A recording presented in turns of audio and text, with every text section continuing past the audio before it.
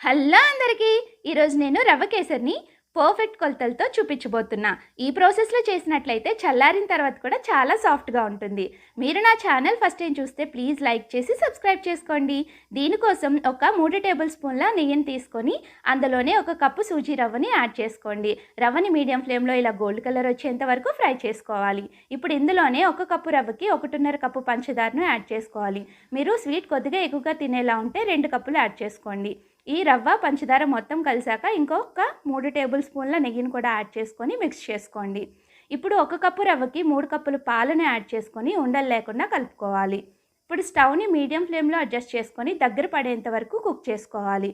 ఇలా దగ్గర పడుతున్నప్పుడు ఇందులోనే యాలకుల పౌడర్ యాడ్ చేసుకోవాలి. డ్రై ఫ్రూట్స్ యాడ్ చేసుకుంటే ఈ స్టేజ్లోనే యాడ్ చేసుకోండి. ఇలా మిక్స్ చేసుకుంటూ ఈ కన్సిస్టెన్సీలో స్టవ్ ఆఫ్ చేసుకుంటే ఎంతో టేస్టీగా ఉండే కేసరి రెడీ అయిపోతుంది. మీరు ట్రై చేయండి. Thank you.